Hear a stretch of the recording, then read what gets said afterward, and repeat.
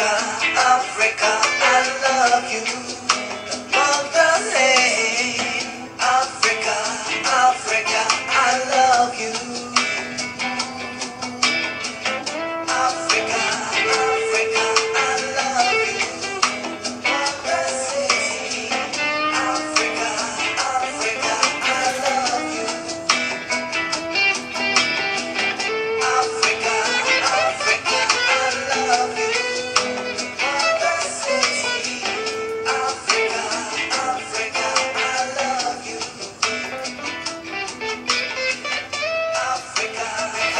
Hello and welcome everybody to our weekly broadcast on Finding Voices Radio. We are Freedom Central, coming to you live this Sunday evening, the 5th of August 2012. My name is Mel V and I'll be your host for the next 2 hours. And of course, dealing with all the technical issues and fielding the chat forum is my partner Richard. Hello everybody, welcome. So guys, please join in on the chat forum and feel free to send in any questions you may have, and of course we will try to address them, provided of course we're not covering them at a later stage during the conversation.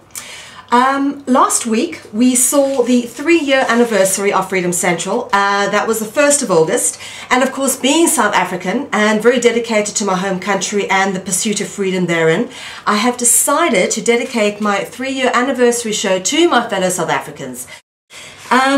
Some of you may of course already know, but for those of you who don't, please feel free to download a free ebook copy of my book, The South African Guide to the Global Conspiracy, Book 1, Light and Dark. It's from my website, and of course that is freedomcentral.info. Just a little reminder to everyone, of course, in South Africa that my book has in fact been suppressed there. My publisher and his family were threatened over the contents, and needless to say, he has now abandoned the project. As far as I know, the books were printed. They are somewhere, but he's not in a position to continue distributing them. So again, please go guys, get a free copy of my book off our website as an ebook and distribute it. I promise you, I will not sue if anyone wants to copy and distribute it. You're more than welcome to do it. I believe that information is not someone's intellectual property, rather the common heritage of all people of this wonderful planet. So as I said, help yourself and share it far and wide if you can. Tonight we are delighted to be joined by Scott Cundill of the New Economic Rights Alliance in South Africa. We first became aware of Scott's work when he worked with Michael Tellinger and made history by supporting Tellinger in his battle to basically took the banks to court. And of course, this was all backed by the research and information put together by the New Economic Rights Alliance.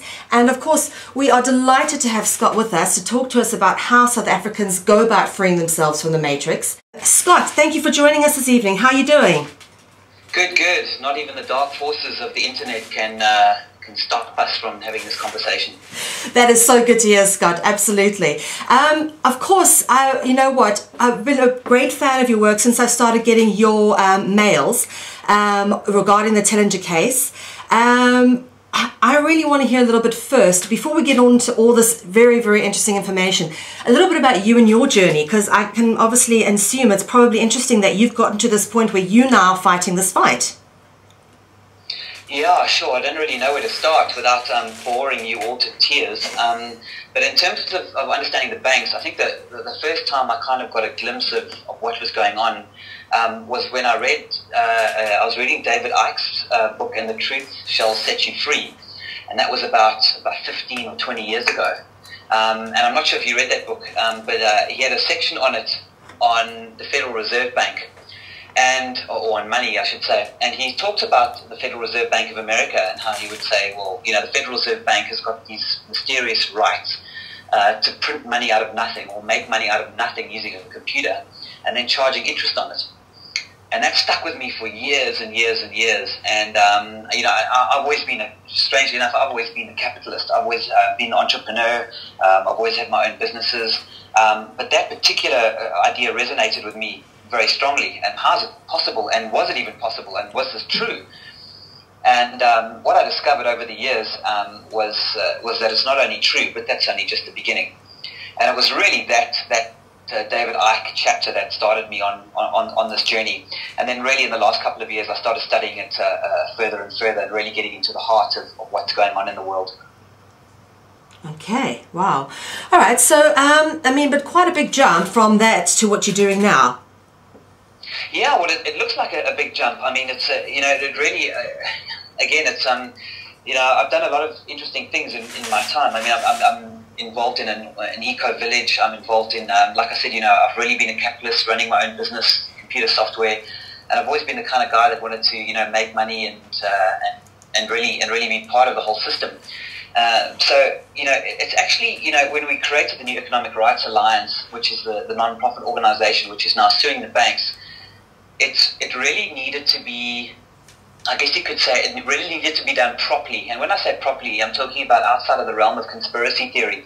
But the reason why it's not such a big jump is because it turns out that half the conspiracy theories, probably more than half of the conspiracy theories involved in banking are in fact true. Yeah, yeah.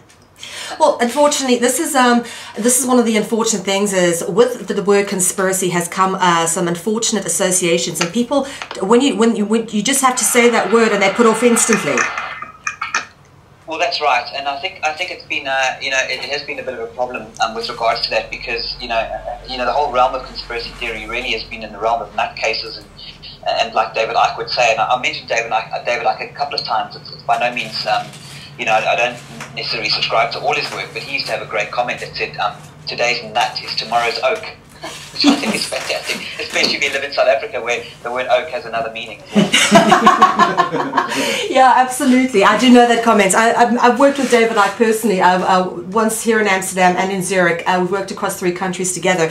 And the information he puts out, to be honest with you, a lot of it is absolutely fantastic. But I always encourage people, you know, you've got to make up your own minds. You must take what resonates with you. And the one thing, unfortunately, or I should say fortunately, that resonates with everyone is, you know, no one is really happy paying for what they get, because we're not getting what we're paying for, and we are slaves to the monetary system. So I think let's take it from there, from the most prosaic level that the basic South African can understand. Okay, well, perhaps the best place to start is why we're suing the banks. I mean, that's number one, what we're suing them for. There's been quite a few lawsuits in America that have come out in the last couple of years over the concept of securitization. And I'm not sure how familiar you are with securitization, and I'll talk about it in a little bit more detail just now. But really, there's 3 reasons why we're suing the banks. But in order, the question is, what are we asking the banks for?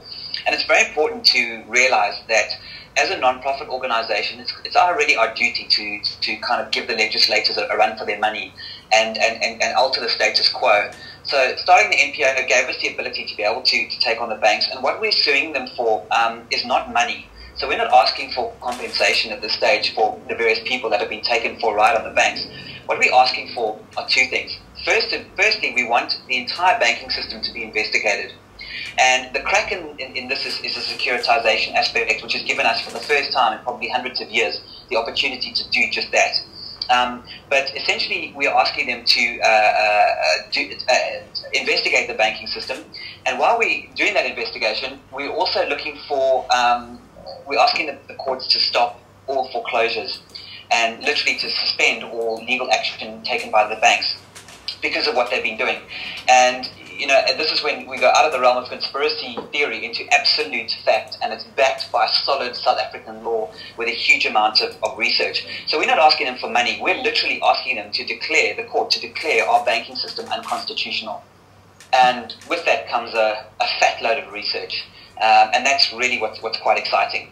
And that's then branched into 3 different areas. One is the securitization, one is the fractional reserve banking, and 2 is a little known concept called seniorage, which I can take you through as well. Yes, please, let's hear it all.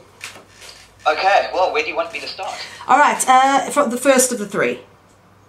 All right. Securitization.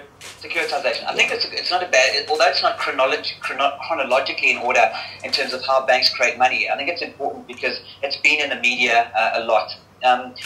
Securitization is essentially works like this. If you have a home loan or a credit card or a car loan or anything like that, any type of credit, what the banks are doing is they are not actually loaning money in the ordinary sense of the word. What they're doing is they're taking an entire bundle of your loans and a whole bunch of other people's loans, and they put them, and the bank actually sells them off into another third-party corporate, usually a trust or some form of corporate called a special purpose vehicle or a special purpose entity. Now, what the special purpose entity does is very difficult to find out because it's highly secretive in South Africa. And I'm talking, if you ask your listeners now to go and ask the bank if their credit has been securitized in this manner, the banks just don't get back to you, or they get back to you cryptically. So it's very secretive. Now, what they do is they take these bundles of loans and they give them a credit rating. So, for example, a AAA rating, a B rating, a C rating, etc., etc. And then what they do is they take those loans and then they trade them, or they transfer them again, and then they get put on the stock exchange, and whether they're local or around the world, and then they trade it on the bond markets. Yeah, with securitization, they take your loan. So what is happening now is a lot of people think that they have loans with their bank, but in actual fact, the bank has been paid out for it because those loans have been sold.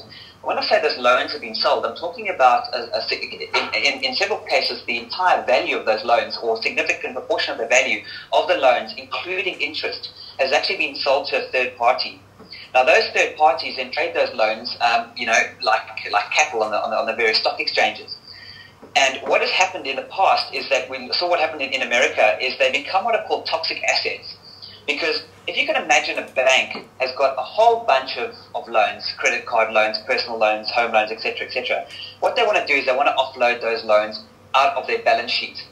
Now, this is where it gets really complicated, and I'm going to try and simplify this as possible, because the three areas that I talked about earlier, the fractional reserve banking system, the concept of seniorage, and securitization, are all interlinked. So you really have to understand all three of them before the full picture comes together. So I'll ask if you're not kind of with me, if your listeners aren't quite with me yet, just hang in there a little bit, because the penny starts to drop. So with securitization, what's been going on is the banks are selling a whole bunch of loans, moving it off their balance sheet. Now, why is that important? That is important because of fractional reserve banking, which we'll get onto later. It means the banks can then take loans, get the money up front, and then reloan that to a high multiple into the system with interest, and so the process begins. So it continues. However, here's the problem. The problem occurs when the banks lose their right to the assets that they are securitizing. In other words, if you have a home loan with a bank, like me, I've got a home loan with a bank, what has actually happened is that loan gets securitized. That bank who I took the loan with does not have the legal right to enforce the foreclosure or executing of that property in court. They lose the legal standing. However, for the last 2 decades in South Africa, that's exactly what the banks have been doing. They've been foreclosing on, we don't know the exact figures, but it will be probably in the billions of rands of assets illegally, because the bank is pretending to be the proprietor or the owner of those loans, when in actual fact they're not. A secret third-party entity has invested in those behind the scenes. So they've been fraudulently foreclosing on homes. I mean, whether, of course, foreclosing on homes is in fact legal to begin with is another whole story, but they've been illegally foreclosing on homes when they've not actually been the owner of the loans in the first place. Well, that's precisely what we're alluding to in our papers, and we've got some very interesting evidence to support that, and a huge amount of research. I'm going to give you a quick example of a practical example that the average person could really grasp. There was a gentleman that's cited in our paper by the name of Louis, and it's just interesting. I must just mention here that strange things have happened over the last sort of 2 years, a year and a half or so. We literally have had things happen at the last minute that have actually supported our case. It's quite freaky. So I know that, I'm sure a lot of your audience talk about, various, maybe there are sort of forces of light or whatever you want to call them, yep, that are supporting us. But I can tell you that there have been some very interesting things that have happened in the last sort of 12 months or so that have literally come right at the right moment to assist us with our case. And what happened with Louis is one of them. Louis was one of the very first people to contact his bank and say to them, listen, has my note been securitized? In other words, is my home loan, are you the bank still the owner of my home loan, or have you secretly sold it off into a third party and is now being traded multiple times over on the various stock exchanges? And one of the very, very, very few times, and really one of the very few times, that his bank came back to him and said, yes, it had been. Wow. And this was fascinating, because to get an answer out of your bank, and since then they've shut up very quickly, and they don't talk about securitization at all, for obvious reasons. So now what happened with Louis was Louis said, okay, so you've done it. That's interesting. And about I'd have to say several months, possibly a year later, his bank decided to foreclose on Louis for missing however many payments. I'm not sure the exact figures. But anyway, they decided to foreclose on him. And they sent him a summons. And they said, listen, sunshine, come to court because we're going to take your house away. We've got an agreement. And here you go. But what was interesting in this case is Louis said, hang on a second, but I've got a letter here from you saying that you've securitized the loan. Therefore, you should not be foreclosing on me. And lo and behold, the bank withdrew the case against him. Now, you've got to understand, for a bank to withdraw a case against anybody with regards to a foreclosure is like, I mean, it doesn't happen. I mean, it's very, very rare that happens. To withdraw, they'll fight it, and you can fight it, and you defend, and you can keep your house for years sometimes if you fight it legally. But for them to withdraw, that's something you do not see every day. But that's not the full story. Because what happened then is no sooner had they withdrawn, was they then sent him another summons, this time from the special purpose vehicle, or the securitization company, I should say, who has now securitized his loan. Now, we've got all that evidence. So are you seeing what's happening here, Melanie? Of course, yes. Basically, the banks have essentially given us beautiful evidence on a platter that says that if your note has been securitized, they do not have the right to sue for that asset in court. I'm loving this, Scott. So now what's happened with this company that's contacted him? Are they still going to foreclose on him? Well, this is where we're going now, because he's now joined our case, because we have 152 of our members, and a lot of people are joining us as we speak. Actually, we're going to amend the summons to allow a few more to actually join our summons. So he's joined our summons now. So we believe that should stop any future, what should I say, action against him specifically. I'm talking about Louis now. But what is interesting as well is now that we've shown that there's quite a serious evidence to show that they lose the rights to the asset. And incidentally, we've got letters from the Reserve Bank themselves that says exactly what I'm telling you now. They lose the right to the asset. And as well as other documented South African evidence that shows that they lose the right to that evidence. So we need to start asking the question now is how big is securitization in this country? Because a lot of people will turn around and go, South African securitization market is tiny, it hardly matters. So that's the next question. And that's where... we need to start looking. How big is securitization? Now, in Standard Bank's own words, in an article that they wrote, I think it's actually on their website, the size of the securitization market in South Africa for 2012 is predicted to be 25 billion with a B, 25 billion rand. So this has been going on for 20 years. Now, obviously, it's been growing exponentially since then. So you can get an idea of just how big the securitization market is in this country, and get an idea of just how many cases have gone before us where the banks have foreclosed on people and taken their assets away unlawfully. Okay. All right. So now in terms of people who are sitting at home, and this is a lot of South Africans potentially own a home, potentially struggling to pay the bills because things are getting more expensive, taxes are going up, all the story. How do they go about actually tackling the banks? Well, the first thing to do is just ask questions. I mean, it's it's just the power of a question is just wonderful. Go to your bank and ask them a question. And, we on the New Economic Rights site, and I must find out where to get it for them. But there's a couple of questions that you can ask your bank, and literally just pop them an email and saying, hi there, I just got a couple of questions for you. First of all, have you securitized my loan? That's question number one. Question number two, did you actually provide me with a lawful loan? What we can get into now, the second aspect, which is fractional reserve banking. Okay. But before we sort of go into details in terms of what they can do, is just ask questions, because if the bank doesn't respond, and remember, the questions will put the bank into a situation where they won't be able to answer. That's when the public can start saying, hang on, something very strange is going on here. So literally ask your bank, say to them, have you securitized? Has my security been traded? Has the bank actually been paid out for my loan? Okay. Let's stop there and go back to then, as you were saying, the fractional reserve bank, the point 2 that you were talking about, so we can get this into context. Okay, with fractional reserve banking, essentially what happens is there's kind of the conventional understanding of fractional reserve banking. Most people don't really understand it anyway, unfortunately, and it's something that everybody should. But then there's kind of what really happens with fractional reserve banking.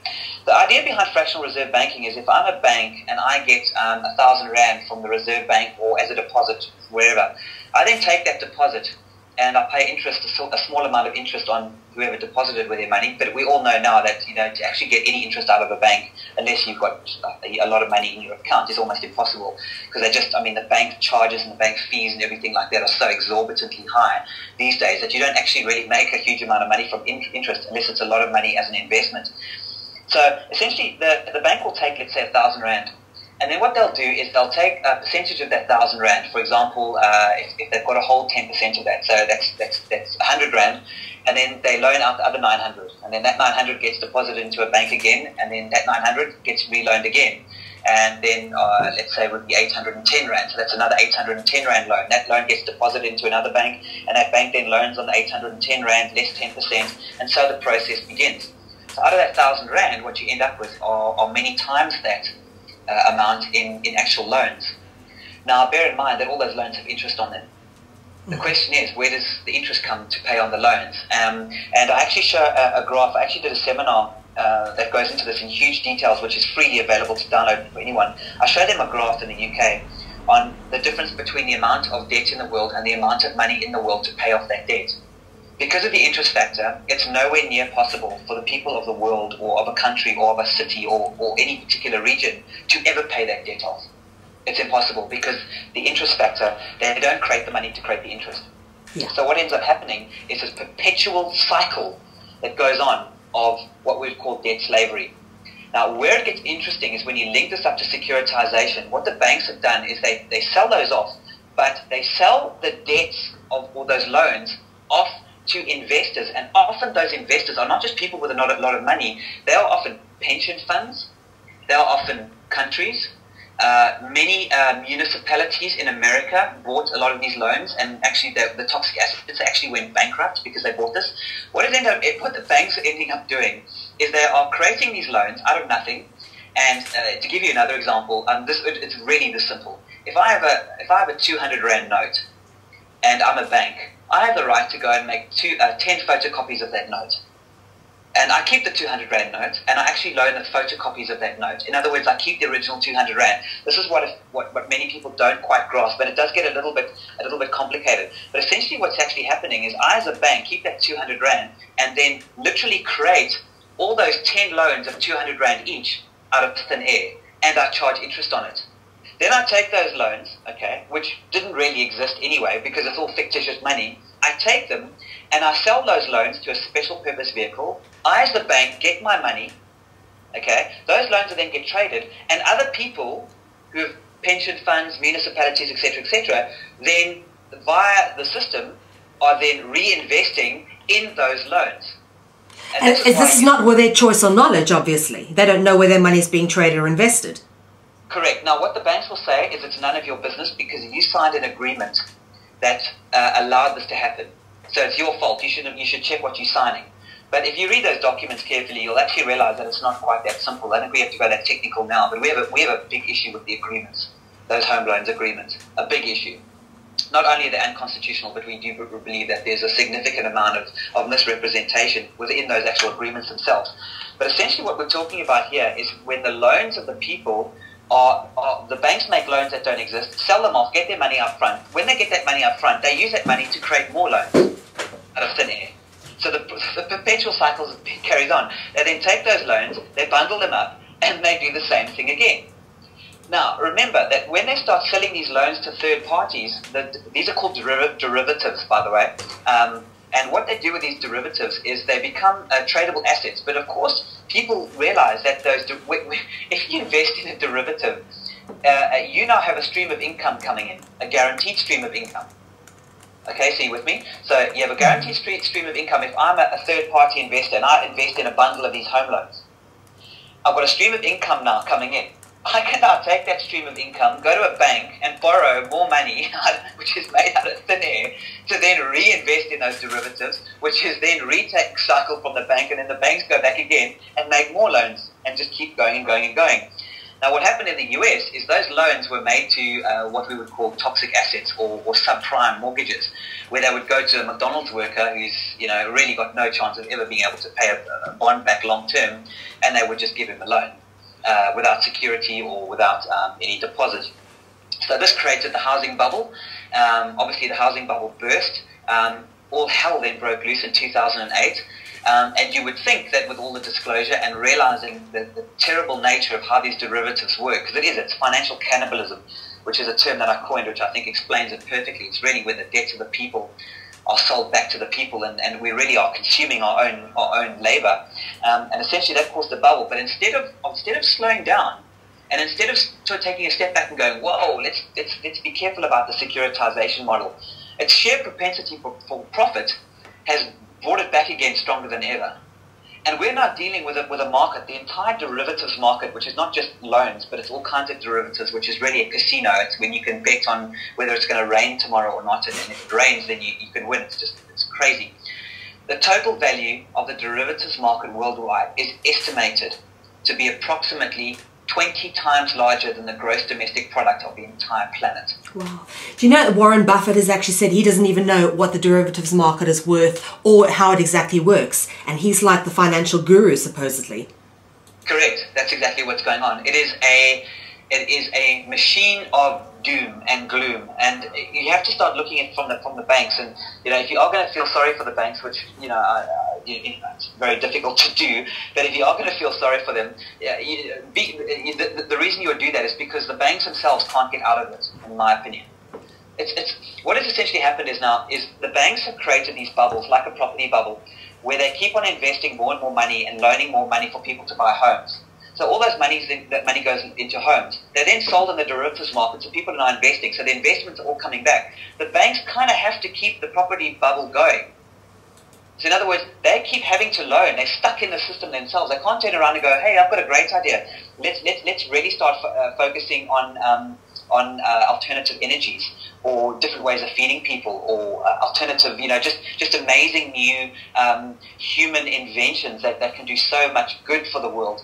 They're stuck in investing in these property bubbles that they can't get out of because they've got to keep loaning and loaning and loaning to keep it really works out as a pyramid scheme, to keep that pyramid scheme alive. So they're completely and utterly stuck. They're not going to change. And you must remember that a lot of people make a lot of money from foreclosures. You've got the auctioneers and you've got the lawyers and you've got this whole scheme. So an entire plethora of fringe industries has now been is blossoming as a result of this. And it can't be stopped because the banks are literally unable to stop it unless they get an order from a higher power. And who is higher than the banks? There is only one people that are higher than the banks, and that's the people. The people have got to make a statement now. Because what's going to happen now is the financial cannibalism is going to get so bad that we're literally going to start stealing money in order to survive. We're literally going to be taking money out of the salaries of our fellow man in order for them to pay their debt back, to pay our debt. And that's exactly what is going on now. Good God. It's happening as we speak. It's financial cannibalism. We are eating each other. We are feeding off each other's energy and labor, and it's a frightening situation. Sure. Scott, no one's actually ever quite put it like that, and thank you very much for that very apt and articulate description, because that is exactly the way it is. Now, is this particularly symptomatic in South Africa more so than anywhere else because of the way the banks are set up there? Well, interestingly enough, the banks will tell you that South Africa is nothing like the overseas banks. In fact, Jaco Marais just went public. There's an article on Business Live that's here today. He says, our banks are wonderful, our banks are fantastic. There was even a cartoon with him with a halo around his head saying, we're just wonderful. And he said, South African banks aren't casino banks like they are overseas. Now, that's just complete nonsense for reasons I've just told you. That it's exactly what they're doing. So South Africa is hugely into it, and this is a worldwide thing. I mean, I don't believe there's very many countries in the world that aren't in derivatives. There must be. I just don't believe there aren't. I think this is all over the world. I mean, it must be in Australia, it must be in New Zealand, it must be in Europe. We know Europe's huge. I mean, London is the home of the city of London, of the banking system. Derivative traders. America is obviously, as we all know, it's rife. It's all over the world. Right. So you need, whatever country you're in, please don't for 1 minute believe the banks when they tell you it doesn't happen here. We're goody goodies.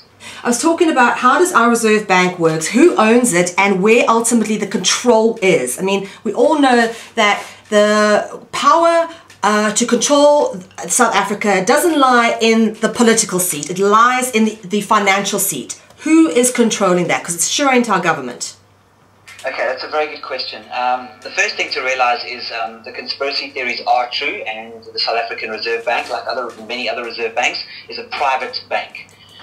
What's interestingly about the South African Reserve Bank is it's incorporated actually within the Constitution, and also it is very interesting because it's the South African Reserve Bank gives it life. Now, the South African Reserve Bank has Section 33 of the Reserve Bank Act, which basically says it's secret. They don't have to disclose anything to anyone. So what actually goes on is not the business of the people. It's not at all. And the only thing that has to happen is the South African, I think it's the governor, has to meet with the minister every now and again, and that's essentially how it works. In terms of what goes on behind the scenes, how monetary policy is set, all we do is we get somebody going, monetary policy suggests that we should drop the repo rate, therefore the interest rate by XXX, so we're going to lose a 0.5% of interest this month. And this is done because of some kind of macroeconomic policy which says XYZ and we need to keep inflation in check, blah, blah, blah, blah, blah, blah, blah. I reckon that is a bit like, it's not that it's not true.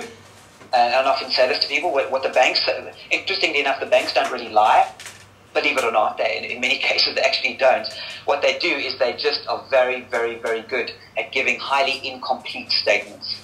And if I can give you an example, which I love giving because this for me explains it so beautifully, is that if when we were at school, we were taught that planets revolve around the sun, and that statement is not true. And you have Jupiter, and Mercury, Venus, Earth, Mars, Jupiter, and they all go around the sun in this elliptical orbit, etc., etc., etc. And that's really what our science is based on, and that's how we taught it, and that's what we think. However, that makes an assumption. That statement that the planets go around the sun, it makes an assumption in order to make it easier to understand. And that assumption is this: the sun is not moving. But of course, as we know, the sun is flying through the universe, around our galaxy, etc., at an extremely high rate. Now, when the sun starts moving around and the planets start moving with it, what we're not talking about is we're not talking about elliptical orbits anymore. We now go into the science of waveforms. Because now what's happening is you're creating waves, and we start understanding how waveforms operate. Now, that type of understanding of how the planets and how relationship to each other in the solar system and how mathematics work, it even goes to the point that says the famous line, which everyone has always been taught, is this: the shortest distance between 2 points is a straight line. Now, technically speaking, it's not that that's wrong. It's just an incomplete statement for the same reason. In actual fact, the shortest distance between 2 points is not a straight line because those 2 points are moving. And they're flying through the universe at different speeds. And the actual science to calculate the shortest distance between 2 points is not a straight line, because a straight line is not going to take you anywhere.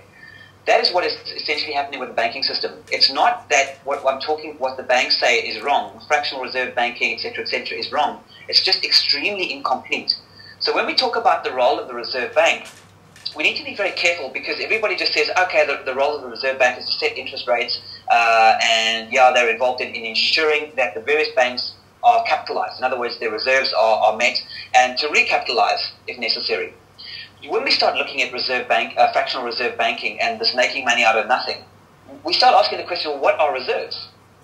Reserves of what? Are there reserves of gold? No, we're not part of a gold standard anymore. Are there reserves of silver or precious metals or anything tangible? And the answer again is no. So reserves of what? So when a bank has to have a 10% reserve requirement or a 12% reserve requirement, whatever it happens to be, reserves of what? What are we actually talking about here? And this is when we start looking, we need to start thinking in waveforms instead of in kind of grade 3, this is how the planets revolve around the sun. We need to start expanding our vision or view of the banking system.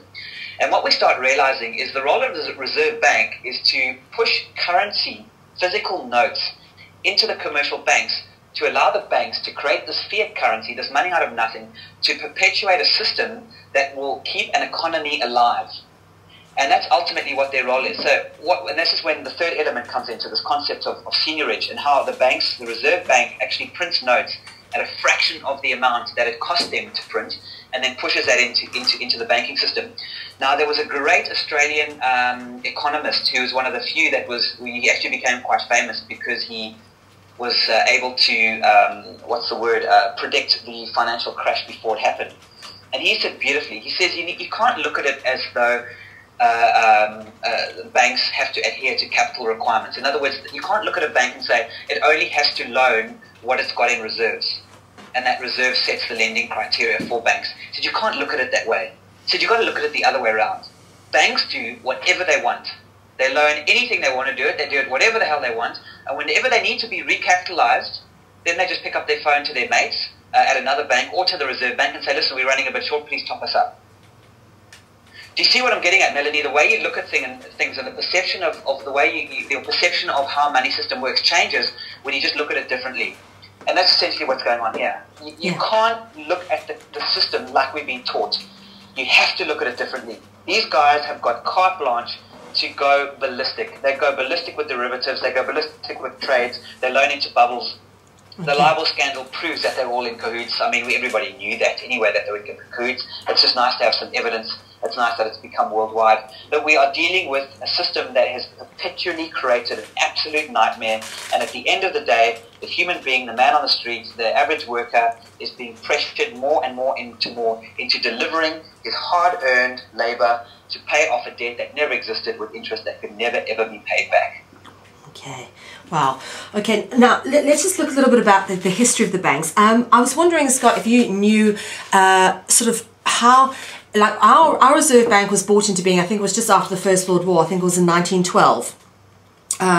Now we then changed from a pound-based currency to a rand-based currency. I think it was in 1961. Now, when exactly, I mean, were we always a Rothschild-owned bank right from the beginning, and the supposed giving South Africa freedom and independence and a new currency, it didn't free our banks up at all, did it? It actually is always, the bank was always owned, the Reserve Bank's always been owned by the same sort of elements at the very top. We never became free in 1961 with our own currency, did we? Well, no. I mean, if you have a look at it, this is where things get very interesting. I think it was about 1913, actually, that the South African Reserve Bank came into being. And it came into being as one of the first reserve banks in the world, actually. It's one of the, I think it was the fifth or sixth or seventh, somewhere like that. But it was one of the first reserve banks, mainly because of the gold. But essentially, you're absolutely right. But there's other things that have happened. We didn't just go from the pound to the rand. This is important to realize. We went from shall we call it a commodity-backed system, or a gold system, or a system of trading with banknotes, to an IOU system. So essentially what happens is the way that the Reserve Bank integrates talks to the banks now, it's purely IOUs, which are promises to pay. So this is one thing about currency that very, very few people are starting to understand, but more and more are starting to wake up to it. It's wonderful. They're starting to get this. Money in the bank is not money. It's not even a point system. It's not even how many points you have in the bank account. That's not what money is at all. Money is the promise to pay. So what is essentially the Reserve Bank has the right to do is they have the right to create these IOU notes and trade IOU notes, or promises to pay, with the commercial banks. Those promises to pay with the commercial banks are then create multiples of promises to pay with reserve banking, which are loans. So in other words, if a bank, I used the analogy where if I'm a bank and I've got a 200 Rand note in reserve, I go to the photocopier machine and I make 200 Rand notes, photocopies of those 200 Rand notes, and then lend those out with interest. It actually gets deeper than that, because I'm not actually lending even a photocopy of a 200 Rand note. What I'm doing after I've got that 200 Rand note in my account, well, let's just assume it's in my account right now, what I then do is I can write 10 different 200 promises to pay. So if I go to Melanie Spencer right now and I say, and I'm a bank, and I go, hi Melanie, I as a bank promise to pay you 200 Rand. That's money. Yeah. In other words, if I was to get, every month you get a piece of paper that says your bank owes you X amount of money.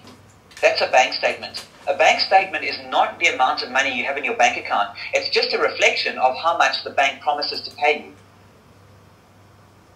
And that's very interesting, because people obviously assume that they're getting their salary paid into their bank account, that it's that is money that's there. It's something that tangibly, physically exists. Correct, and it doesn't. And it's important to realize that you don't get paid. People do not get paid for their work. The concept of payment does not exist. It was taken off when we moved away from any form of... a payment is when you actually get something tangible that has value, not as opposed to a perceived value, which is purely... and remember, Melanie, you'll find this interesting. The word credit comes from the Latin word meaning to believe, or I believe. Because it's all in the mind. It doesn't exist. Look, I'm not kidding you when I tell you that. The money that you're not getting paid a salary. What you're getting is you're getting a reflection of the bank's promise to owe you a certain amount of money, the promise that could never be fulfilled. And because we're duped to believe that it is really money, we can go and trade that money. But we're not trading money, we're trading promises. And it is only backed, and it's only because the people believe it. That is what gives money its value. It has no intrinsic value whatsoever. Now this is really important because when you realize, you ask me again, I'll go back to your question, what is the role of the Reserve Bank? The role of the Reserve Bank is primarily one thing, and you can actually read it, and if you read look at Dark Secrets of Money, my seminar that I give freely available to anyone, I actually show them what Yanni Rousseau is a rugby player. What Yanni Rousseau actually wrote in the Reserve Bank Handbook, and this gets mirrored across the world. The golden rule of banking and the primary role of the Reserve Bank, like the primary role of all the banks, like the primary role of every single banker that walks on this planet today, they have one golden rule, and that is this: maintain confidence in the banking system at all costs. Say what you have to say, twist the truth, find the statistics to back up whatever it is you've got to say whatever you have to, do whatever you have to. Maintain confidence in the system, because without confidence the system crashes. The head of the IMF recently said that in public, and you can read it all the time. We need to restore confidence, because we're dealing with a system that does not actually exist. It operates purely in the mind. And when confidence starts to crack, which is what's happening now, we are on a timeline to destruction of the banking system for that reason. So as we start to realize what we're dealing with, that's going to start helping us deal a little bit differently with the way we make decisions regarding our future. Well, talking about the future, Scott, now let's lay this down the line. What are we looking at if this continues? I mean, look on the ground in people's sort of third-dimensional reality. How does, this is going to be homes going? Is this going to be jobs going? What does it actually mean? Well, there are 19.5 million loans in South Africa. Of those, 12 million have been defaulted on. Sorry, say that again for me. There are 19.5 million people in South Africa who have loans, yes, or credit of some kind. 12 million of those have defaulted at least once, for one payment. So you asked your question, where are we going with this? You got to ask yourself, is it going to get any better, or is it going to be worse? And what does a default actually mean? If somebody is unable to pay, what does that actually mean in terms of the money system, and how does that operate, and how does that affect the way that the banks operate? So you've got to ask the question: is what's going to happen? Well, it's already happening. Okay. We're already getting massive foreclosures. We've got, we deal with them every day. People getting foreclosed, people getting nailed, people losing assets, losing everything, because of the fact that they genuinely believe that a lawful loan exists. And the counter-argument to that is very simple, but you can't get something for nothing. You can't get a house for free. You can't get a car for free. You've got to pay for it. You've got to do. And we're saying we don't disagree with that. What I am saying is I just want to know what the definition of payment is, because I've been studying this for 2 years and I still don't know what payment means. I don't understand. I don't know what money means. I've never had a bank tell me when they say we demand payment. What is payment? Tell me, please. I'm hugely interested to know what the word payment means. I mean, it sounds stupid, and it sounds simple, and it sounds argumentative, and it sounds like, I'm a cocky pain in the ass, that I'm just out there to cause crap for various banks so people can't get on with their lives. But it's a fundamental question. Good, Scott. Can I just say to you, absolutely. My brother's a BCom student at Varsity College in Durban, and I actually went along and had a chat to some of the professors, and one of my old English lecturers is now head of the English department there. And I spoke to a bunch of third-year BCom students that had just come out of writing exams, and I actually interviewed some of them, and I said to them, could you give me an accurate definition of money? And these were kids who were graduating to go into the working place. Not one of them actually, it's the stuff we pay for, we used to pay for stuff. That is it, you know. If you ask someone, what is money? Oh, it's what we used to pay for things. That was the answer. No one could give me an accurate definition of what money was from all of those kids who'd spent 3 years of their life learning, supposedly, on how to make money. And I was one of them. I did a BCom. Yeah. I was in the same situation. I was just ready to go out there into the world and, you know, wide-eyed and bushy-tailed and make it happen, you know. And greed is good and lunch is for wimps. That's the whole, you know, the whole mantra. And that's what it was. And it created an amazing culture of high-end trading. Very very smart kids who were pulled into the whole trading markets. And they made a huge amount of money, especially overseas. And it's interesting to see how that worked. But you're absolutely right. What is money? Please tell me. And the other thing is, what is payment? If somebody demands payment from you, if a bank demands payment from you, just say, please can you tell me what payment is? I'm a bit confused. But they can't give you an answer. Say to them, go to your lawyers, go to your law firm, your legal department, and please tell me, what is payment? Because in actual fact, this is once you start sort of, you know, truly grasping what I've been talking about, what you'll start realizing is you cannot pay for anything. It's impossible. And the reason for that is because there's no money to pay it with. There's only the illusion of money. So because money doesn't actually exist, you can't pay debts.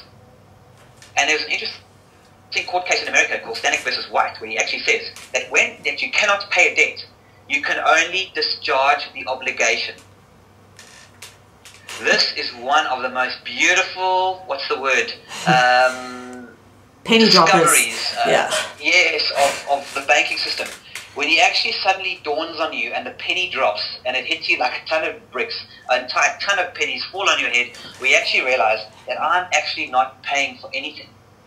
What I'm doing is I'm discharging the obligation for payment. So when somebody comes after you and a bank says to you, you need to pay this, you can't pay it, but you can only discharge the obligation so that they don't come after you with a stick to beat you over the head to try and get that money back. Yeah. All right, so now let's look at the future of South Africa.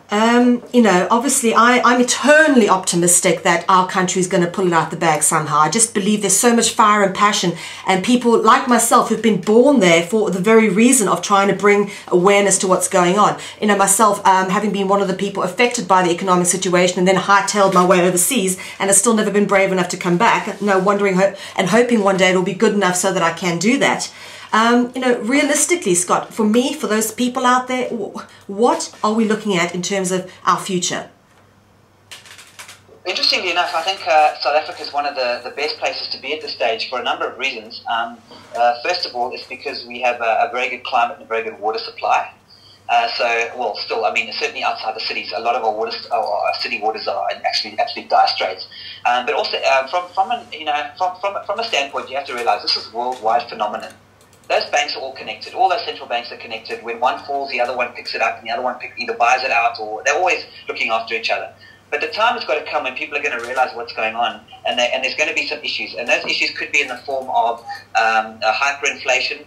It could be in the form of we haven't even talked about the environment yet, but we're talking about much poorer quality food, much poorer quality water, especially in the cities. We're talking about the basic necessities of life. This is a global event. You can't run away from this. So you can't say, well, if I'm in America now, things don't look good. Let's duck off somewhere else. You know, let's join the PFP, which is what we did, the whole Pact for Perth concept, and go somewhere else because the grass is greener. The analogy that I give is this: is if you're sitting on your veranda or at let's say the beach, and you're lying on the beach and you're in the sun.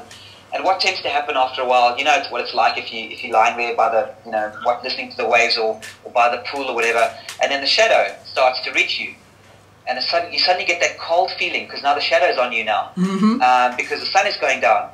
So you know, you kind of look and go, oh, you know, this is a bit uncomfortable now. What I think I'm going to do is I'm going to pull my deck chair a little bit further into the sun. Ah, that's nice. You pull your chair back into the sun, and you go back. You're back on your sunglasses. You relax again, and then the shade reaches you again, and it's even a little bit colder this time, so you pull your deck chair a bit further back. Eventually you've got to realize it doesn't matter where you go, the sun is going to set, and that's exactly what's happening right now. And that is why we need to start waking up very quickly. So in terms of your question as to where, you know, where can you go overseas, It's the same all over the world. Anything that's entrenched in a first world banking system is in trouble, and the only way they're going to be able to stop it is keep producing more fiat currency, keep putting more loans, keep trading more bonds at ridiculous rates, just go to the printing presses, and that's going to create a lot of trouble worldwide. So yeah, I don't believe you can hide from it. I think you can only temporarily get a little bit more sunlight. Tell me, Scott, Nicky Oppenheimer and the Oppenheimer family, do they still own about 80% of the South African economy? Do you know anything about that? I don't, and I know that. I mean, you mentioned the whole Rothschilds and who owns who, and the world banking cartels, etc., etc. Look, I mean, they're obviously involved, but in terms of actually who owns what, I must say I don't know. Okay, no, I covered that quite a great deal in my book. I was just wondering if you'd had a chance to actually go down that road yet, because it is very interesting when you see where all of the money from South Africa ends up, and it's certainly not in the hands of the people who need it on the ground. Yeah, we can see that more and more, and it's devastating. It really is devastating to the people, because the only way they can survive now is to get more loans. So you've got people queuing up for personal loans. I mean, we've even got businesses now, and I've just discovered a few days ago that there's a business now that you can open a franchise where you can actually borrow money. They'll give you like R1 million or whatever, and then you can use that R1 million to go and make micro loans to people. And for those of you who don't know what microloans are very short-term, high-interest loans that are given to people who are desperate, so desperate they don't know what to do with it. It became a massive money-making thing because the guys would literally take money. You'd be the first to get money out of the salary if they defaulted. You keep the ID books. You used to keep the passport. It was a hectic thing. They've regulated a bit better now. But we're dealing with hectic stuff. It goes back to financial cannibalism, is what I was told you about earlier. Basically, what is happening is instead of banks now loaning money, and actually being the ones in the firing line, they're actually giving the opportunity to individual entrepreneurs to go into the firing line. And literally, they're the ones now that have got to go. They're the ones that help with the connections. They're the ones that organize this. They're the ones that deal with the lawyers. It's despicable. We're eating ourselves, is what we're doing. We're literally feeding off ourselves. And it's getting worse and worse and worse. And if I can tell you another quick story, we just discovered that there's a company in Pretoria. We got a whole lot of complaints by a whole bunch of members who were emailing us as the new Economic Rights Alliance, and we actually wrote to this company. It's called Canvas in Pretoria. I mean, what these guys do, one branch is just what I told you about earlier. They actually create these micro loans, and people run their own business where they actually loan to people on the verge of destitution and at good interest rates. But what they do is they have another division, and what this division does is it allows an individual. They invite members of the public, individuals, to literally go out and buy or invest in garnishee orders, which are court orders where the court forces an employer to take money out of an employee's salary. So if you bought some furniture and you couldn't afford it and you didn't pay them back for 5,000 rands worth of furniture, these lawyers will go and sue for that money. They can't get the 5,000 rand back. So what they do is they go and get a court order that then says, we'll take 5,000, the employers must take 5,000 rand out of your bank account over a period of time. But of course it's not 5,000 rand anymore. It's 5,000 rand plus interest, plus penalties, plus legal fees, plus. And these guys are now allowing you as an individual to go and buy these and invest in these garnishee orders and actually make money from them. You of course never see the person at the end who's paying that garnishee order. But you're now investing. So you're paying the lawyers and you're paying the furniture seller their money up front, so they're getting their bad debt back or a percentage of it. And you're now stuck with this guy's order, and you can now invest in it and make money from them. It's extraordinary. I just can't believe that people are actually doing this. It's I don't know what else to say. It's financial cannibalism at its most blatant. This is where securitization is going. This is what securitization is about. This is about when the debts of the people are secretly sold back to the people while the banks and the lawyers and the middleman make an absolute fortune, and we're stuck with the bill at the end of the day. And it's only when it's all said and done do we realize that the people that are owing us our money are our own members of our own communities, our own families. We are the ones who owe each other. And that's when D-Day will appear. So we're dealing with some really hectic stuff here, Melanie, and when you look at it from this perspective, you start looking at the money system very, very differently. Yeah, absolutely. But of course, you know, the average, very programmed, I will say, South African, and you're getting more people now who are, they're breaking their programming because they're kind of realizing, hey, things aren't right, and you know, what's going on. But the very average programmed South African doesn't understand or believe that the banks or the governments do this to them willingly or unknowingly. I think they do know in a way, though. How do you go about, say, tackle someone who's completely new to the subject? What is the first thing, Scott, you would say to them to kind of maybe get them onto the path of perhaps looking deeper, or even just thinking a bit more about how money is processed and how they deal with money, or how their attitudes approach money? Well, it's also a good question. I mean, the way I go to it is I just say, listen, you're not in debt. And they go, well, yeah, yes, I did. No, you didn't. Yeah. Well, yeah, I did. I had a house. There was no debt. You're not in any debt. Of course I'm in debt. I've got to pay it back every month. Yeah, well, still, what is debt? Are you sure you're in debt? Yeah, well, if I don't, I'll take my house away. But why? If you're not in any debt. And then you start them, and then you'll either get just a Fruit Loop, which is usually like one part of it, and this is absolute nonsense. And really, dude, you can't get something for nothing. This is a system, and this is how it is, and this is how it's going to stay. That's often what you get. But you know, every now and again, you do get a little glint in someone's eye, and they sort of say, "Well, why? Yeah, okay, but what are you going on here?" And I said, "You see, you start understanding what money is, and when you start understanding what money is, then you can start realizing that we're actually not in debt, because what is debt, in fact?" And that's where you usually start the ball rolling. But the truth is, Melanie, everybody's got their own entry point.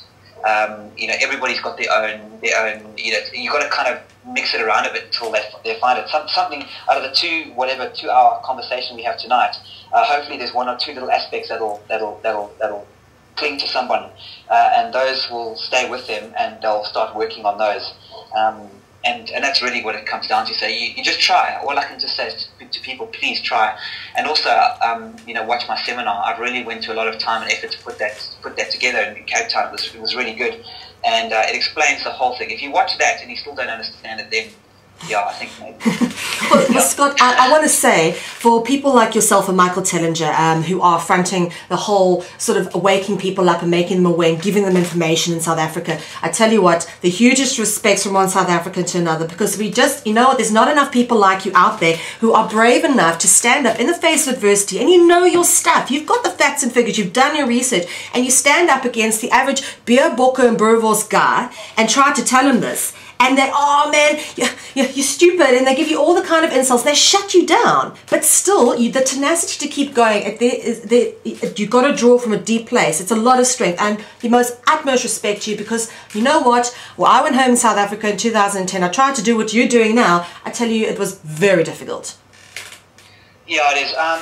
The good thing is, I mean, there's lots of us around now. I mean, there's a whole team of people, and I wouldn't say it's a team and necessarily everyone's working together, but there are more and more people that are getting onto this. And a huge thanks goes out to all of you guys and girls out there that have really been pushing this and are growing and getting this together. And of course, you know, the late Johan Joubert, who was sadly died about 1.5 years ago. You know, when I met him sort of just over 2 years ago. I mean, what he did to sort of help people understand what's going on on a whole new level was just extraordinary. So, you know, it's not just me, it's not just Michael. There's large groups of people, and it's growing all the time. And these guys are really, really getting into it, hey? The only thing is it's tough, because the courts don't listen, and that's the problem we've had, you know. You go to a judge and say, but my lord, there's no money.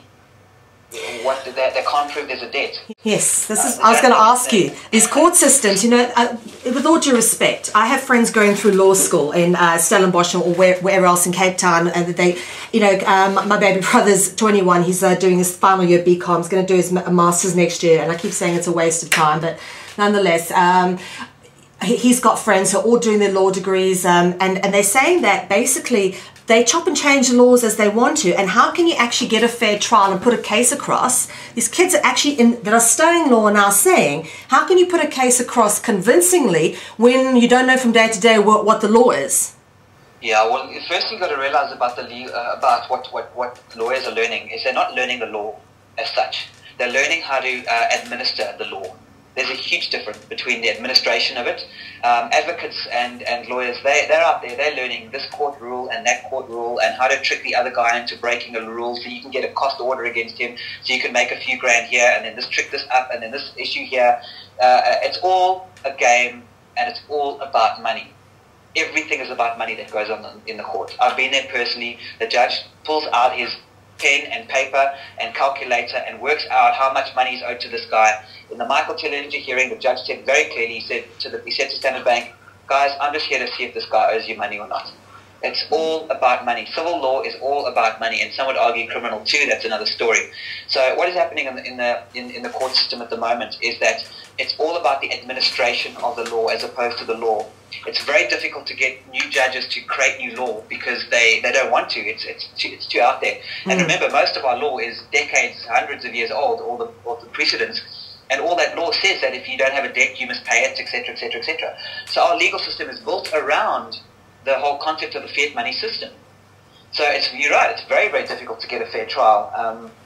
And that's why ultimately this court case is about people more than anything else. We need numbers. Ultimately we need a lot of people to get what we're doing and why we're doing this. Because without the numbers, this will just get... You've touched on a very good point here with saying that the law in South Africa is very old, and it is very much so. The Roman Dutch law, actually, which came from Holland, okay, to South Africa, the Roman Dutch law, actually doesn't even exist in Holland anymore. We now have a different form. It's a French civil law which came into play here. It's just another form of Roman Dutch law.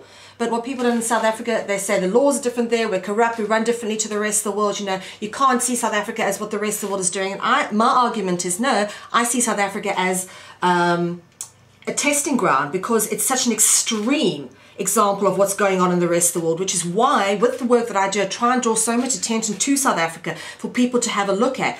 In various, as you touched on earlier, areas of the conspiracy, you can see the most extreme examples of what happens if, evil people are allowed to get away with doing what they're doing and us good people stand around doing nothing. Yeah, no, I hear exactly what you're saying, and yeah, so it is an interesting place. But in regards to Roman Dutch law and understanding of where our law comes from, it is, as Michael Tillinger would say, deeply convoluted. And essentially, what you've got to realize though is when you're dealing with what I guess you could call it civil law, but let's call it when you talk about banking law, let's talk about banks and money lending. There's nothing Roman Dutch about this at all. Yeah. This is pure straight from the Brits. This is from my going back to my heritage. We're talking about. You remember that. And if there's one area of law which very few law students know, and very few lawyers know, and even not too many judges either, is the law of negotiable instruments. What is a negotiable instrument, and how do negotiable instruments work? And the negotiable instruments are essentially money, and how negotiable instruments transfer through the system is how money works. Now, the Negotiable Instruments Bills of Exchange Act, which governs the negotiable instruments, is almost identical to the UK, to the one in the UK, which is almost identical to the Bills of Exchange Act in Canada, which is almost identical to the Bills of Exchange Act in Australia and India and just about every other country in the world. So what we're looking at here is it doesn't matter if it's Roman, Dutch, Chinese, whatever. Ultimately, what's happened is the imperialism of the understanding of the capitalist structure and how money is moved through the banking system comes from the British law, and it's governed by negotiable instruments. And when you start to understand how negotiable instruments work, then your whole perspective once again starts to change. Because those promises to pay that I talked about earlier, the fact is that a bank doesn't have money. It only has a promise to pay money. Those promises to pay are governed in the Bills of Exchange Act as negotiable instruments. It gets really, really interesting when you look at that. So in terms of, to answer your question, please don't think that South Africa, when it comes to banking law, has got anything like Roman Dutch law.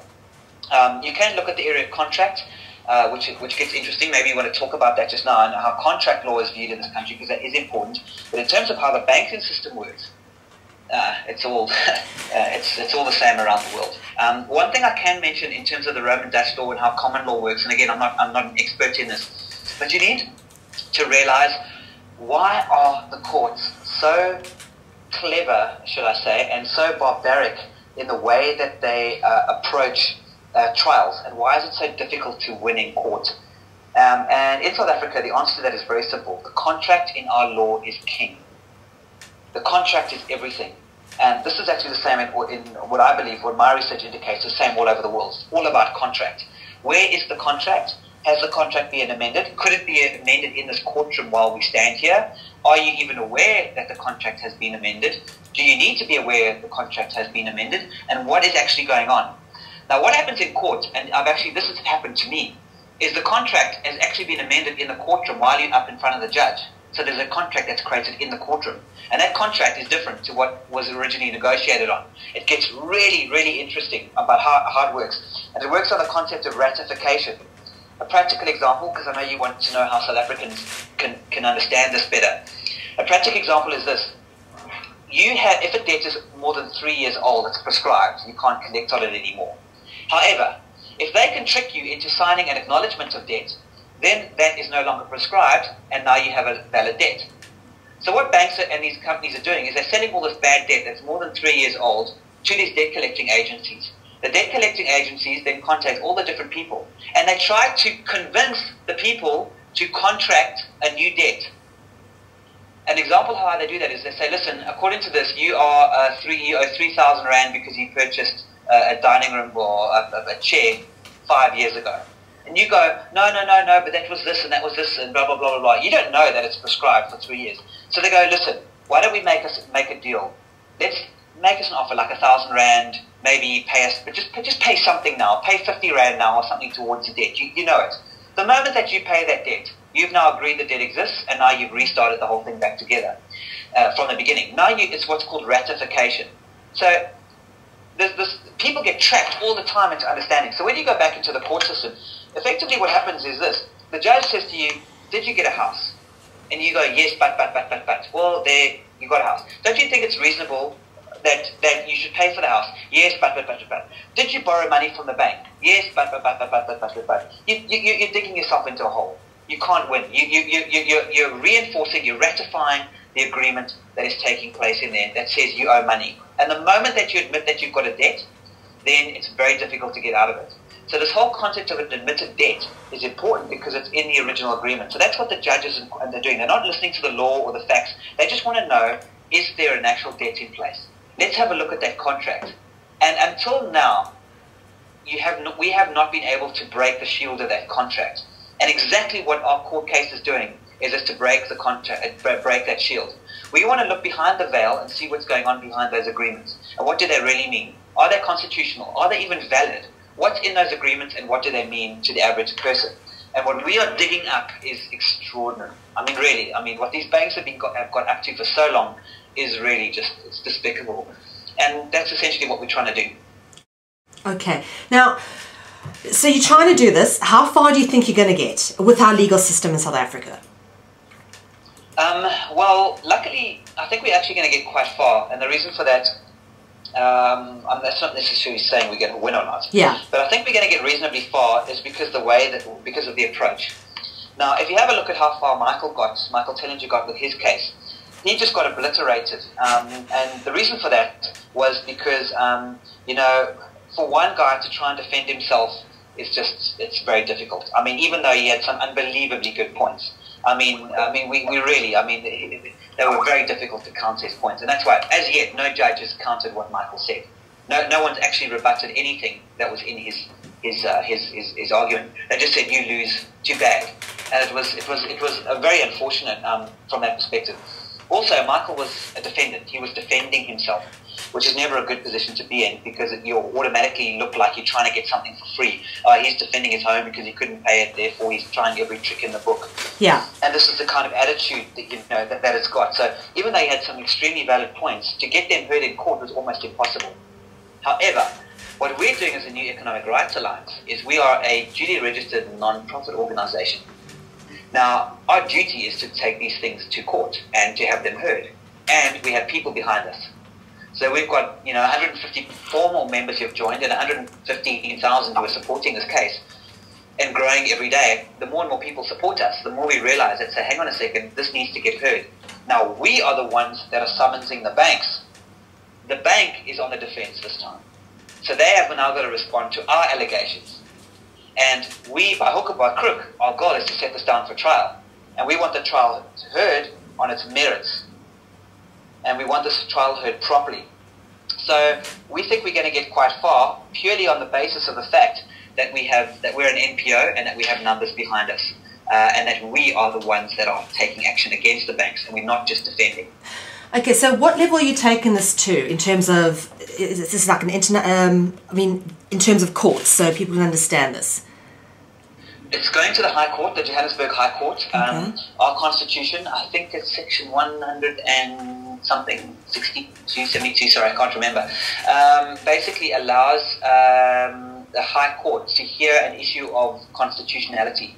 So our court case is really about the Constitution and the fact that the banks are breaching the Constitution, and that this is just clearly just not on. So we're going to the Johannesburg High Court. Depending on what happens with the High Court, we then have got other options, either to the Supreme Court of Appeal, and we can appeal it from there, or alternatively go to the Constitutional Court. What may happen is the judges might just look at this and go, whoa, this is too big for me, this has got to go to the Constitutional Court, which is where we wanted to go all along. We wanted to go there with Michael Tellinger and support him in his case to the Constitutional Court. Unfortunately, that didn't work out. For reasons we'll never know, because they never told us. But eventually, we'll look to take this as high as possible, and do whatever we can to get it heard. Yeah. And we think we've got a pretty good chance, especially on the securitization issue. All right. So, all right. Let's theoretically and hopefully say we get this to as far as you want to get it. What ultimately is your hope for the outcome? Well, it would be really nice for the High Court or the Constitutional Court to turn around and say, you know what, what's been going on here is against the Constitution. However, more facts are needed, more research is needed, and in order to get that information, which the people of South Africa duly deserve and are entitled to, we need to do a full investigation into the money lending and banking system in this country. And they need to disclose, no more secrecy. Tell us what's going on. Give us transparency in banking so we can understand how we can create a solution to this. This secrecy has got to end. It's top secret. You can't find out anything about what's going on behind the scenes. And it's nonsense. The people have a right to know this information, so tell us. And if it's as bad as we think it is, which is pretty terrible, in fact it's probably far worse than we even think it is, so be it. But at least give us a chance to do something about it with the full facts and knowledge on the plate. Okay, that's all very good and well. Now, let me put this to you, Scott. I really support your efforts. As you know, I'm 100% behind you. I'm getting obviously getting people here, the pessimistic view, which is, we've had something before, such as the Truth and Reconciliation Commission, which happened at the end of apartheid. And to be honest with you, down the line, 20 years down the line, we're really not any better off than we were. In fact, we're probably a lot worse off. Yes, they come out, they disclose all their secrets. We know all the dirty laundry. What then? There's still kids who who are hungry, who aren't able to live in a home with electricity, who can't afford to pay their bills. Let's take it from there. How do we move forward from there? Well, remember, we learned something very important from those things. First of all, we did learn that the truth can come out. That's an important step. Yes. And that's very important. And I think that's something that we need to know. We've proven that the truth can come out. However difficult that truth may be, it can come out. That's the first thing. The second thing we learned was that the reason for the poverty and starvation and massive unemployment, etc., in this country is not due to political motives as we first thought it was. Clearly, it's not. So we've got to look elsewhere, and where we've got to start looking is the banking system. Mm-hmm. Ultimately, that's where it's coming from. So I think the banks have done a very, very good job at diverting attention away from them and putting it onto whatever government happens to be on at the time. And no one does that better than the Yanks. The Americans. No, I mean this with great love and respect. Been there, and yeah, it's hot and cold over there. I mean, you get people who are so alive and so awake and so ready to go, and so many. And on the other hand, you just got people that just don't know just don't know what's going on. But the point is, it's the same everywhere. Yes. But the very important thing that came out of America is the truth about banking is coming out of there. Yeah. And that has now, from the crash, from the whole issue with regards to derivatives and the movies that are being made with top top American actors, movies like Margin Call, and there was another one as well. But there's a couple of them, and the one that Matt Damon narrated, which is called Inside Job. Brilliant movies that explain what's going on. So out of America came the truth, at least the start into the truth about banking. Obviously, that then moved into Europe, and now the truth about the Europe banking system is coming in because Europe's falling apart, which is just, it's almost a joke. If there weren't so many people falling apart and lives of just absolute misery and suffering, if you look at it for what it is, it's an embarrassment. It really is, in the way that these guys and these bankers have operated, and that's why Iceland did a good job by kicking their bankers out of there, for the majority, and do something about it there, and it's thriving now. The Europeans they're clinging onto this system with everything they've got. So again, to get back to your question, we've learned that the truth can come out. We've learned that people maybe can handle the truth, and we've learned where the problems aren't. So maybe the next step into understanding what's happening with the banking system, maybe we are starting to look at the heart of the problem, and maybe we're starting to understand where the system is really at fault. And we're starting to realize what's, in terms of, why people have been enslaved like this. So that's why I'm really dedicated to bringing transparency to banking, to reveal the truth about what's going on. Absolutely, as are we, Scott. And we've been doing this now, as I said, it's our anniversary show, officially as Freedom Central for 3 years. But I mean, the research goes on far further back. You don't just one day start. Thanks. And you know what? It's been a tough journey, and one of the most beautiful things about what we've done, but it's not easy doing what we do, is the whole discovery of truth. And sometimes I do question, because we come up against a lot of obstacles and people trying to take us down, and I ask myself, is it worth it? And when I look back, the discovery of truth has just been such a wonderful journey for me that I encourage absolutely anybody to start digging, do a little bit of research, do a bit of reading. And you know what? Once you get past that first initial understanding of how things work, I reckon you just get sucked in. No, you're absolutely right, and I think you touched on a huge something very positive. 6 months ago, we would go and we'd sit in a meeting with a group, particular council or whatever it happens to be, whether it's another NPO or some form of commission or whatever. And we'd sit with them and we'd sit back to them and they'd say, "Well, what's your problem?" And we'd say to them, "Well, we have an issue because the banks are making money out of nothing, charging interest on it to the people, and then foreclosing on assets illegally, because not only have they created this money out of nothing and charged interest on it, but it's also been securitized, and therefore they don't have any rights to the asset." And they just look at you like crazy, and literally you've got to we spent an hour just trying to explain to them that when a bank makes a loan, that entire amount of money that is a loan didn't exist until the loan was made. So if you go to your bank and say, "Please prove to me that," most people believe that a loan is a transfer, that money got transferred out of the bank's account, wherever, this huge pot of money, wherever, into your account. That's what a loan is. That's not what a loan is. The loan appeared in the account. The money didn't exist before you took that loan out. It's a hugely difficult thing. And you mentioned a point earlier. This is not difficult stuff to understand. What I'm talking about here today is actually not that complicated. You might have to sit down and go through it a little bit. It's not that it's difficult to understand. The problem is that people don't believe it when they're told it. They literally do not believe that the banks. I've all my life I've been to a bank. This is how it's been working. They're my friends. I know the bank manager. This is not. I go on a loan. I must pay it back. I was taught to pay my debts. That's what I was supposed to do. This is really important. I was brought up that way. Whatever religion I believe in says to me, we should always look after our debts. We must pay it off. So for them to try and break out of this understanding that not only does no debt exist, but you being traded like cattle on the various stock markets around the world, that you are being laughed at and mocked to death by groups of extraordinarily wealthy people, it's just too much for a lot of people to handle. But I can tell you this, what used to take us months to explain now only takes us days. Fantastic. That's awesome to hear. Very, very positive. And on that note, I will just say, I have the most extreme example. I come from a family that's very entrenched in their monetary beliefs because they've profited from the property market during the boom. And, the question that always comes, and it's the most basic thing when I say to people, money doesn't exist, they don't have the right to take it home, blah, blah, blah. But people say, but you need money to buy a house. Yeah, and it's again, go back, yes, the planets do revolve around the sun. Yeah. You can't, they do, yes, that's right. You do need money to buy a house. Well, again, when you interview Michael again, Michael Tenenjohn and his Ubuntu party, he'll give you some different ideas about that. Do we actually need money? But let's just say up until now, we have to look at it and say you need money as a currency, you need to trade.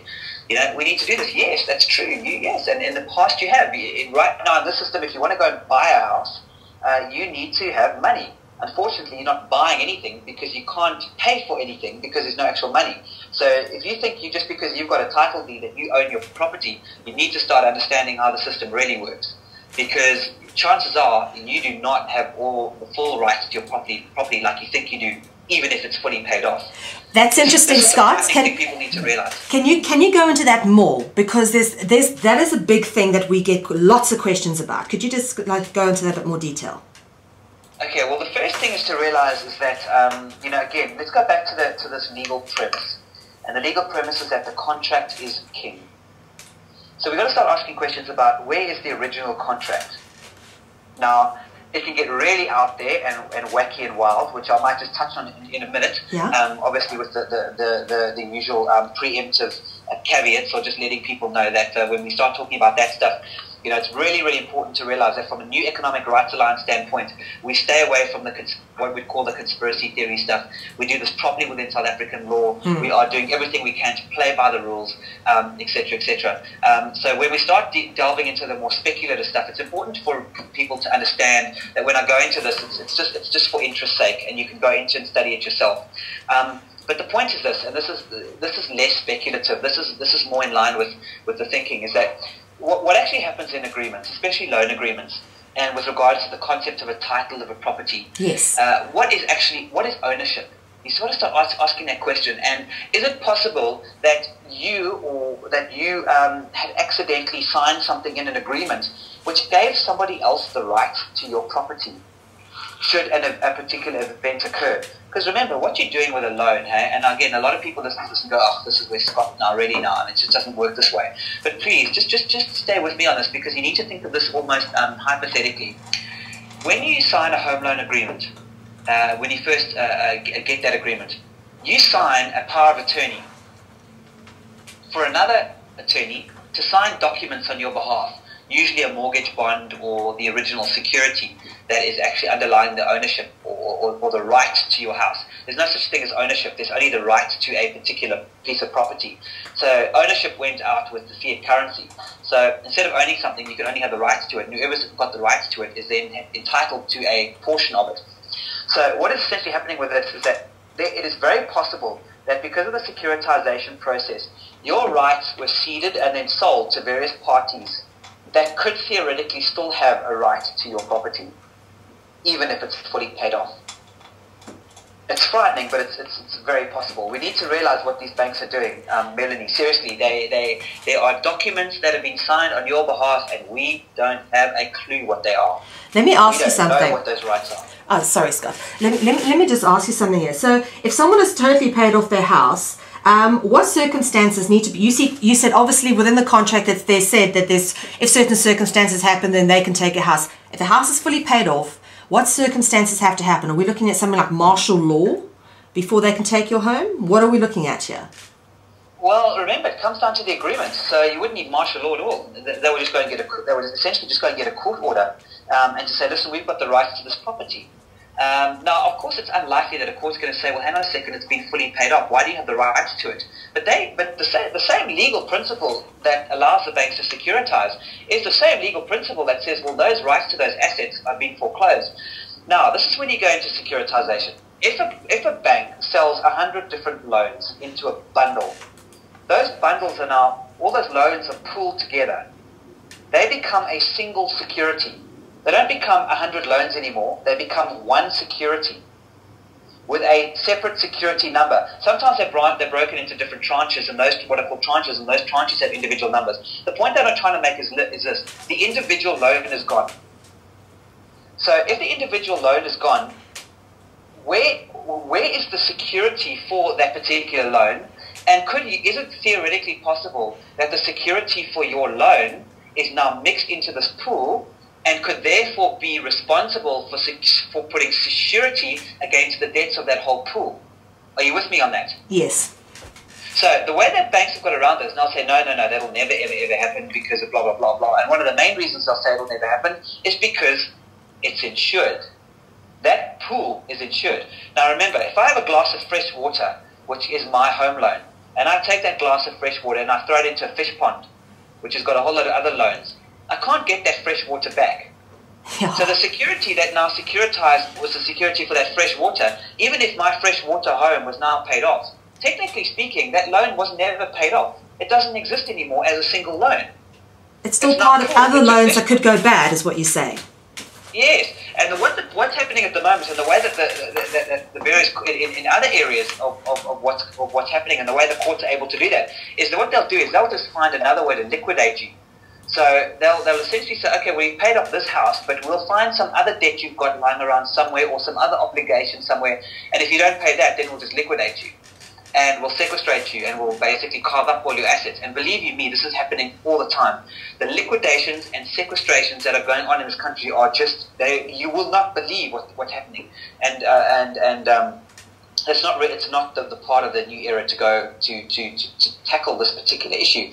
But there are other people that are virtually dedicating their lives to making this known to people, because we're dealing with a terrible piece of legislation called the Insolvency Act, which is just, it's not even the old South Africa, it's the old South Africa. It's still in pounds. I mean, we're talking about a hectic piece of legislation. But the point that I'm trying to make is, you don't know what your bond is securing. And that bond is a negotiable instrument. We don't know where it's being traded. You don't know where it is. We don't know the securities. We don't know what the liens and the rights to it are. We have no idea what is going on with those securities. Now, surely you as a homeowner have the right to know, where is my security and what other encumbrances could there be on it? And this is where the very murky derivatives industry start playing their role, because those loans are gone. Your loan is, for all intents and purposes, once it's been securitized, it's gone. It cannot be your loan. In theory, your house should not be able to be foreclosed on. However, that doesn't mean to say that there is some residual or trail of some remnants of an agreement somewhere that says, hang on a second, XYZ has got the right to your asset. All I'm saying, Melanie, is you have to start being very careful with what's going on, because ownership is not what we think it is. Well, Scott, it's interesting you say that, because if you look at this whole structure and you begin to picture it in your mind, once you've been looking at it for a while and it starts to sort of become conscientized, in your understanding, it really does seem that the entire system as it's set up is designed to degenerate into absolute chaos, where the banks end up actually owning everybody's home, especially if you're saying that many people have perhaps missed a payment. Surely that is the whole point, is they're trying to return the wealth back to the banks by seizing the homes? Just seems that's the way it's going. No, you're correct. Well, you're half correct. You're absolutely 100% correct in that the wealth is going back to the banks. That you're 100% correct with. But the foreclosures in those homes aren't really designed to make the bank, because the banks don't take your house. They obviously sell it on to somebody else. And there's several reasons for doing that. And perhaps I can explain to you something interesting. And this is, again, goes into the third aspect of the fractional reserve banking, and we talk about seniorage and how actual notes go through the system. But what is actually happening is the bank's role is to fractionalize and create money through loans. That's what they do. That's what commercial banks are about. Because they loan, they charge interest, they make a profit. Now, most people are relatively savvy with regard to their loan. If you take out any loan, your interest gets paid up front. Now, there's very big questions into the legality of this, but the banks do it anyway. In other words, if you've got a house, and you've taken a 30-year bond on your house, or mortgage. By the way, the word mortgage comes from the word, there's a French word, the mort within mortgage, which is like mortuary, which means until death. The banks are really there to get you into debt for debt until you die, forever.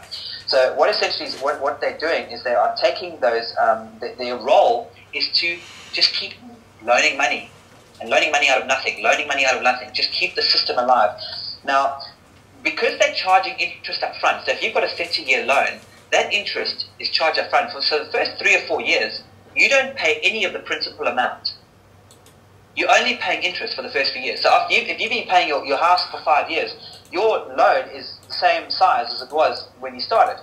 And in actual fact, with credit cards and other debts and overdrafts and things, there's countless examples where the debt, after being paid off for a couple of years or months or whatever it happens to be, is actually higher than it was when it started. That is because the banks want their interest first. Now, why do banks want their interest first?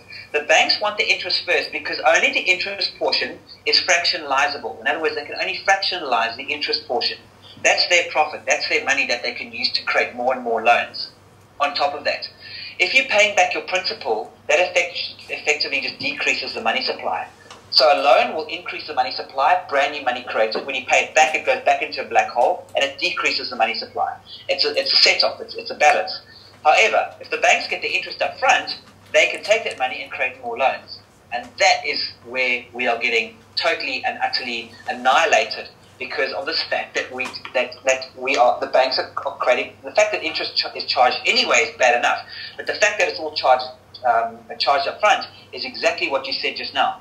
It's designed to make the banks more profit. Yeah, and certainly not looking after the people at the bottom. Now, obviously, moving forward with this, if we get rid of the banks, South Africa is probably in the best position in terms of creating a Ubuntu-style resource-based economy. Do you see that as a likely scenario for the future? Or do you think that we are going to be tied up in this sort of system continuously? I mean, how is your outlook? Both.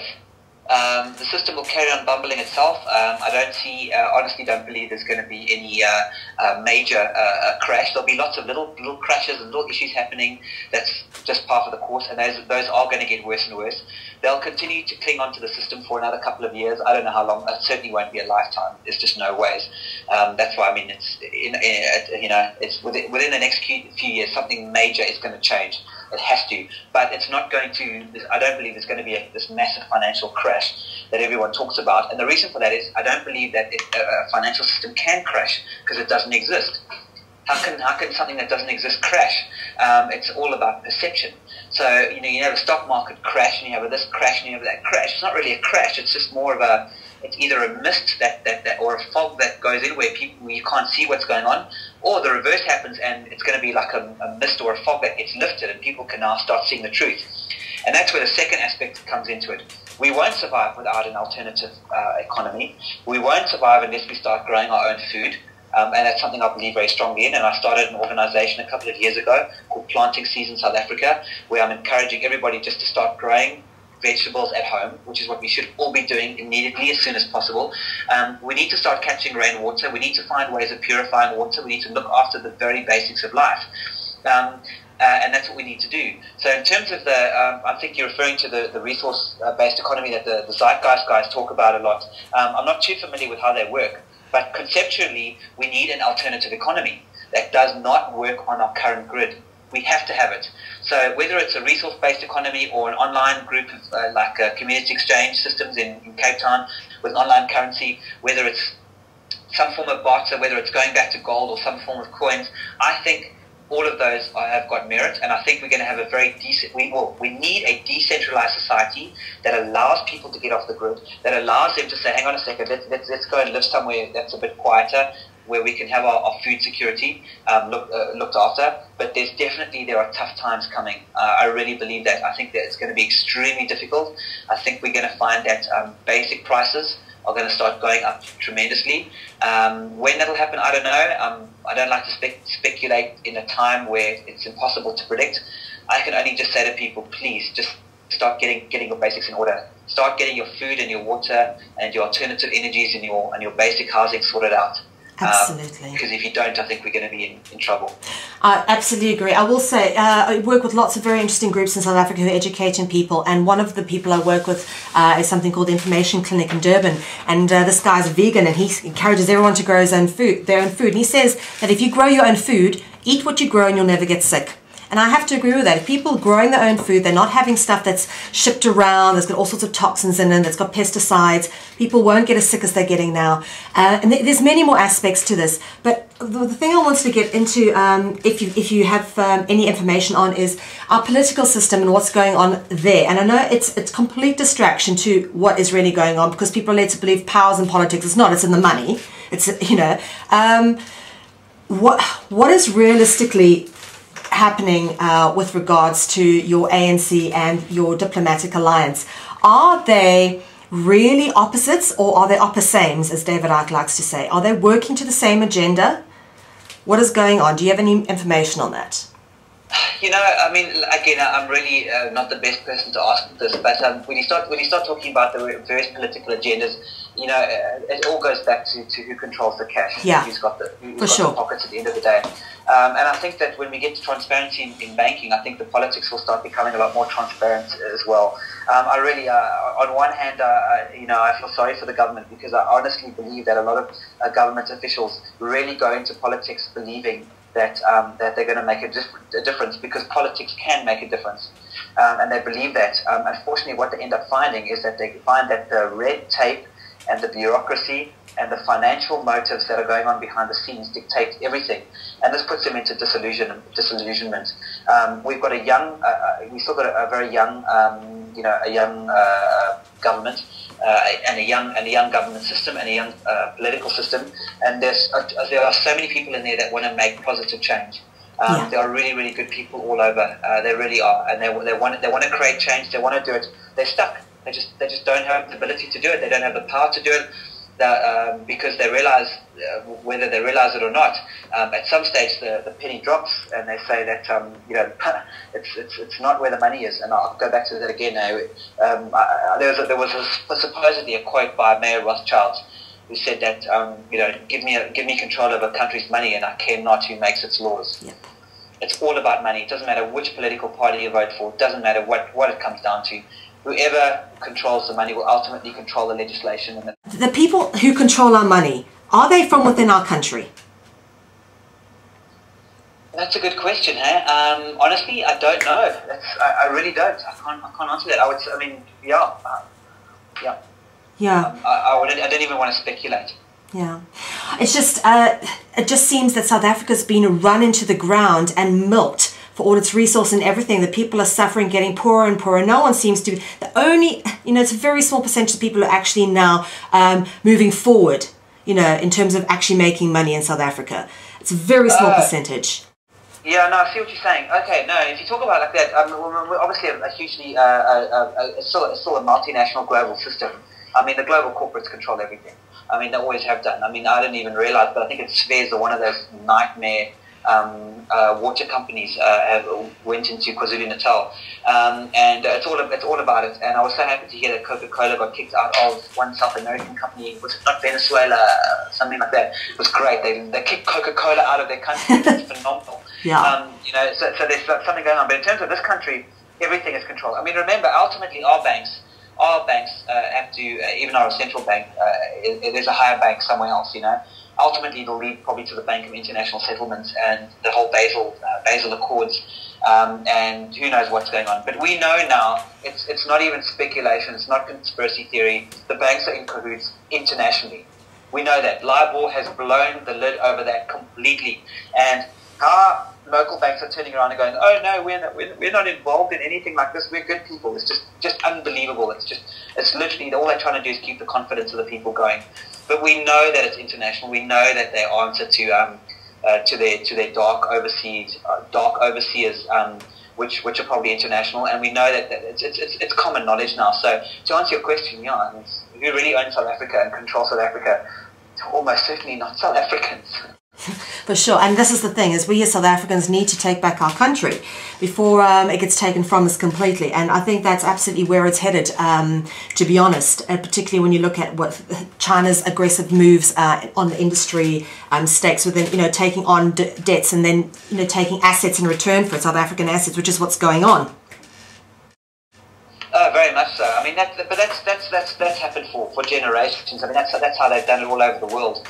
I mean that great book, Perkins, what is it, Diary of a Corporate Hitman or whatever. Yeah, Economic Hitman. Yes. Yeah, it's I mean that explains it. That's exactly what they do. It's very, very simple.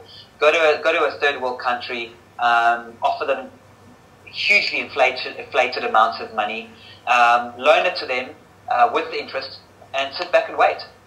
It's beautiful. It's a wonderful, wonderful way of conquering, provided, of course, the infrastructure within those organizations is such that they can enforce. Remember, all this needs a force to enforce it. I mean, otherwise everyone would tell them to get stuffed. But remember, there's always has to be some form of military component, whether it's the police force or whether it's private armies or private funded, whatever. Eventually somebody's got to put a gun to your head and say, listen, if you don't move out of your house because it's been foreclosed, or you don't move off your banana plantation, or you don't move off your little self-sustainable family farm, so we can monoculture it to death, the police here are going to force you out. Unless you have that, you can't. Your agenda will never be able to take over. So there are many, many layers of this, and that's exactly what's happening, man. It is. I mean, I think that's not even conspiracy anymore. That's really just common sense. Well, what we need corrupt politicians to stop taking IMF loans and putting our country into further and further debt, because really the only people that they have in power are the people who will take on more loans on behalf of our country. Well, what would be great if those politicians that actually took those loans in the first place turned around and went public and said, sorry guys, I really thought that I was doing something good for this country, and I thought that the money we were borrowing was actually legitimate and blah, blah, blah, blah, blah. But to be perfectly honest, this is just all a lie. This entire thing is just one big scam.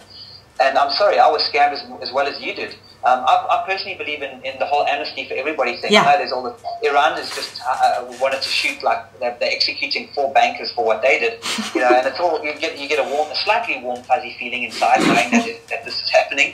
But to tell you the truth, this war is not going to be won by hanging bankers or hanging anybody. Yeah. I honestly believe that. For me, it's amnesty for everyone. We need to get the truth out. Similar, you mentioned the Truth and Reconciliation Commission. If that happened with the banks, I believe we'd have a change tomorrow. I really do. That is fantastic. Because now we know how this thing really works. Yeah. Well, that is fantastic to hear you say that, because I do believe the truth is very powerful, and I think that if we can definitely shift. I mean, I just look at the shift after Mandela was released from a predominantly very racist white population to praising a black man as a hero because of the Truth and Reconciliation Commission, how powerful it was in changing people's attitudes. And I think absolutely this is what we need. We need truth and we need forgiveness. Not, We've never been able to fight fire with fire. Can't win war with more war. We cannot change the consciousness of the planet with the same level of thought that created the problems in the first place. So, a very good point. Thank you very much. And that's where we're going to have to finish for this evening, Scott. Fantastic, Melanie. It was really wonderful. Thank you so much.